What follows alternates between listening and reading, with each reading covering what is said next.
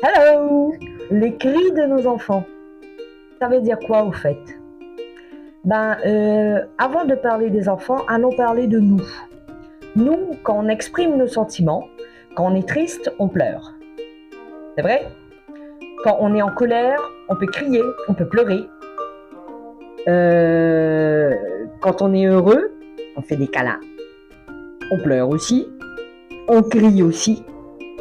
Donc, c'est une manière d'exprimer des sentiments.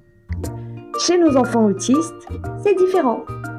Eux, ils ont compris, ils ont capté que quand ils crient, on réagit. C'est humain. Comme toute maman, comme tout parent, comme tout adulte, quand un enfant crie, on réagit. Pourquoi? Parce qu'il doit avoir mal, parce qu'il a besoin de quelque chose, parce qu'il lui manque quelque chose, parce qu'il est en danger. Donc on réagit. C'est totalement humain. Mais l'enfant autiste, il est tellement intelligent qu'il a compris au fait que quand il crie, nous pouvons galoper, nous pouvons venir. Donc, les cris de nos enfants, c'est la manière de communiquer, de dire que j'ai besoin de quelque chose, il me manque quelque chose, help please. Donc voilà, il faut réagir aux cris, mais il faut essayer au maximum de garder son calme.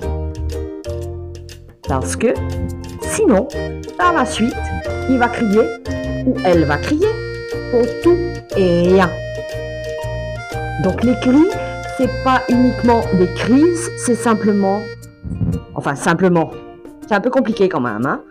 C'est simplement, on va dire, toc toc toc, venez m'aider, s'il vous plaît. Et j'ai éteint le micro, et non, j'ai pas éteint le micro. Pas grave, problème technique. Et donc voilà, les cris, c'est pour nous faire réagir, nous, en tant qu'adultes. Que ce soit chez un enfant normal ou un enfant normal, ou chez les enfants TSA. Donc les cris, c'est simplement une manière de communiquer chez notre enfant. Il ne faut pas avoir peur des cris et il ne faut pas avoir honte des cris de nos enfants en public. À bientôt!